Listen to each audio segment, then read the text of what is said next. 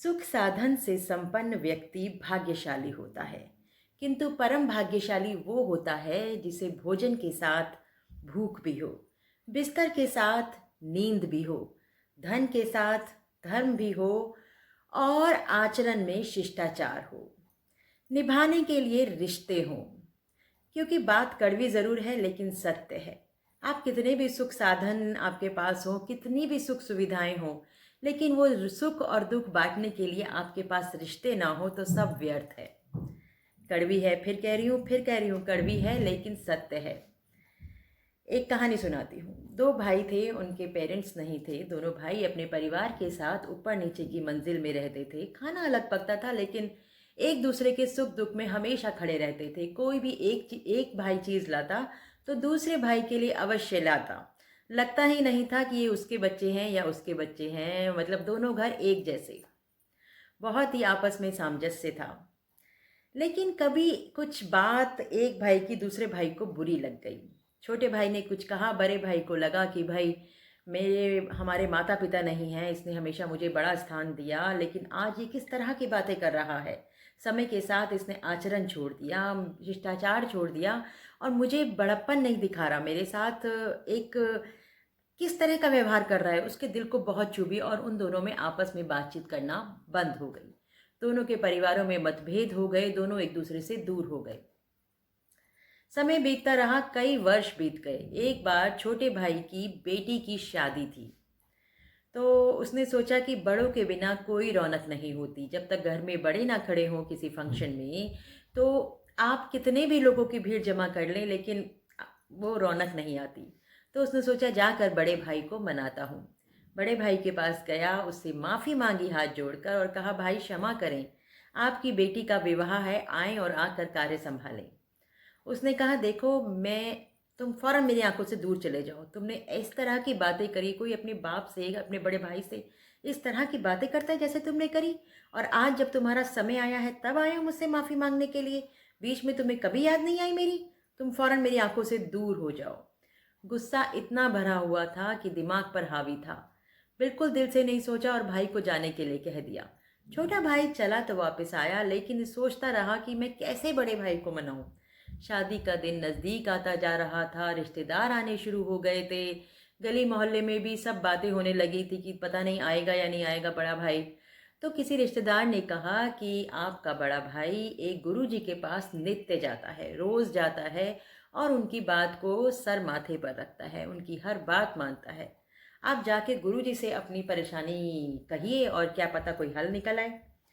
छोटे भाई को बात जची और वो फौरन गुरुजी के पास जाने के लिए रवाना हुआ। गुरुजी को हाथ जोड़कर अपनी सारी व्यथा कह सुनाई और कहा, गुरुजी आप कोई मार्ग निकालिए और बड़े भैया को मैं माफ़ी मांगने के लिए तैयार हूँ, सब कहने के लिए तैयार हूँ। कृपया करके उनसे कहिए कि उन्हीं की बेटी का विवाह है, आकर कार्यभार संभालें। गुरुजी ने कहा, ठीक है मैं बात करता हूँ, तुम मेरे पास 2-4 दिन के बाद आना। अगले दिन जैसे कि रोज़ जाते थे बड़े भैया, पहुँचे गुरुजी के आश्रम में। प्रवचन होने से पहले गुरुजी ने बुलाया कि मैंने सुना है तुम्हारे छोटे भाई की बेटी का शादी है, ब्याह है, तो क्या क्या काम तुम संभाल रहे हो?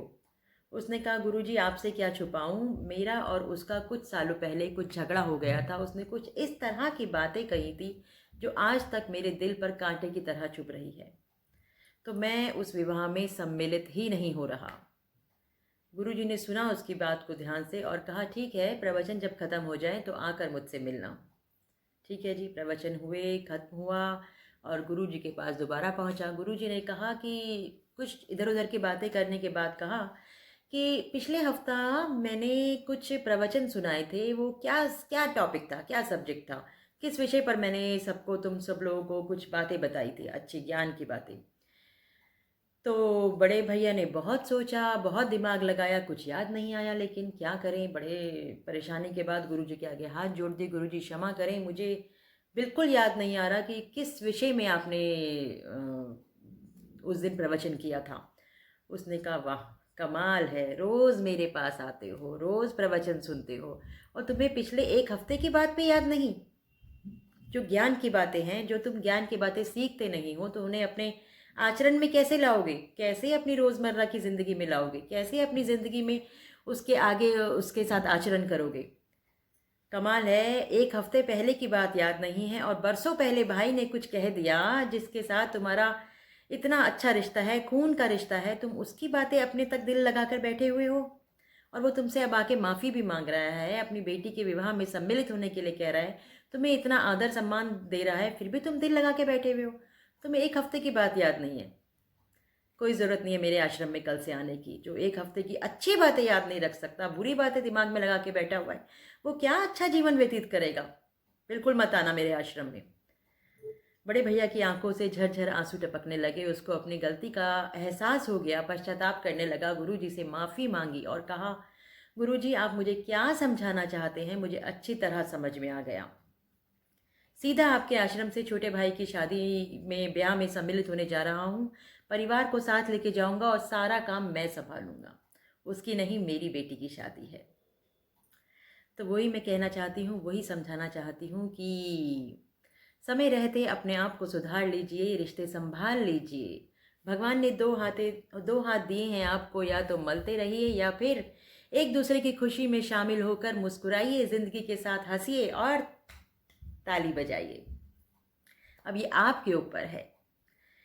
गलतियां करने के लिए कोई समय सही नहीं होता, लेकिन गलतियां सुधारने के लिए हर समय सही होता है। ये बात हमेशा अपनी ज़िंदगी में याद रखिए। क्योंकि हम इंसान हैं, ह्यूमन नेचर होती है, इंसानी फितरत होती है कि गलतियां तो हमसे होती हैं, छोटी बड़ी हर तरह की। अपने छोटे बच्चों के साथ भी हो जाती हैं, पेरेंट्स के साथ भी हो जाती हैं, दोस्तों के साथ भी कई बार हो जाता है, कहा सुनी भी हो जाती है। लेकिन ध्यान से सुनिए, मेरे बड़े मुझसे कहते हैं, एक चुप हजार सुख। एक चुप हजार सुख। अगर कोई सामने से आपके साथ कभी कोई बात कर रहा है, अगर आप उस रिश्ते को अहमियत देते हैं, तो एक बार चुप लगा के तो देखिए, उसकी बातों को गौर से सुनिए तो सही। और फिर आराम से, क्योंकि हो सकता है तब तक उसका भी गुस्सा शांत हो जाए, आराम से उसके साथ बात कीजिए, क्योंकि रिश्ता तो आपका उसके साथ भी है और उसका आपके साथ भी है। समझेगा ज़रूर।